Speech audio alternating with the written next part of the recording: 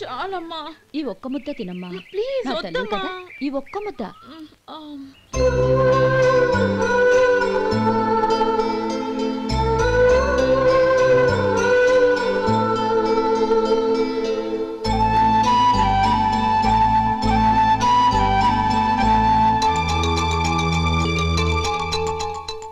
ఈ డ్రైవర్ని చూస్తుంటే నా కొళ్ళు మండిపోతుంది. ఏ అతని పద్ధతేం బాలేదు. ఎప్పుడు నన్ను రకంగా చూస్తున్నాడు. అతను అలా చూస్తున్నాడని నీకెలా తెలుసు? అంటే నువ్వు అతని వైపు చూస్తున్నట్టేగా. చూడమ్మా, చూపులకు కనిపించేది అతని శరీరం ఒక్కటే.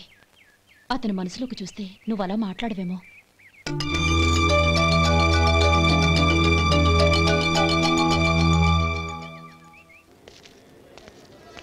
నమస్తే పెద్దాయనా.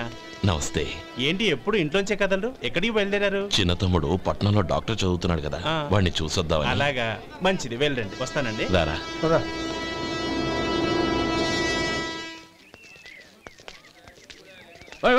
ఆగండి ఆగండి. ఎక్కడికి? లోపలికయ్యా. చేతులు ఏంటి ఇవన్నీ? జంతికలు, చెకోడీలు, లడ్డూలు. ఏంటయ్యా ఇవి అమ్ముకోవడానికి ఇదేమో టూరింగ్ ట్యాక్స్ అనుకున్నావా? Medical college. వెళ్ళండి. అది కాదు బాబు, ఈయన తమ్ముడు ఈ కాలేజీలో చదువుతున్నాడు. ఓహో, ఈయన గారు తమ్ముడు ఈ కాలేజీలో చదువుతున్నా అంటే మీరు నమ్మాలి. ఏవయ్యా మీకు ఎలా కనపడుతున్నాను నేను? వెళ్ళండి. అది కాదయ్యా, నేను చెప్పేది తప్పండి. నమస్కారం సార్. ప్రోగ్రామ్ స్టార్ట్ అయిందా? ఇంకా కాలేజ్ కదా, నేను చూసుకుంటా కదా. అందరూ వచ్చారు సార్. కానీ ఇంకా ఎంత ప్రోగ్రామ్ స్టార్ట్ అవ్వాలి?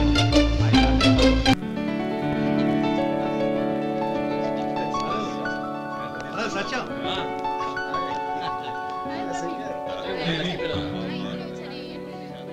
Congrats, yaar. Thank you so much.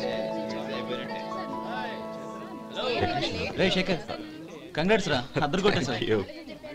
రే గోపాలం, నీ తమ్ముడిని అందరూ పొగుడుతున్నారా? ఒకవేళ ఫస్ట్ క్లాస్ వచ్చిందేమో.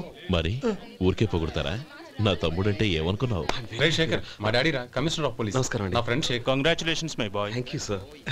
ముందుకెళ్దాం పదరా. లేదే వద్దురా. తమ్ముడు డాక్టర్ చదవడం మనకి గర్వంగా ఉండొచ్చు కానీ ఈ పల్లెటూరుని తన అన్నయ్య అని చెప్పుకోవడానికి వాడికి ఇబ్బందిగా ఉంటుంది. పైగా వాడి చుట్టూ పెద్ద పెద్దోళ్ళంతా ఉన్నారు. ఇలా దూరం నుంచే చూద్దాం.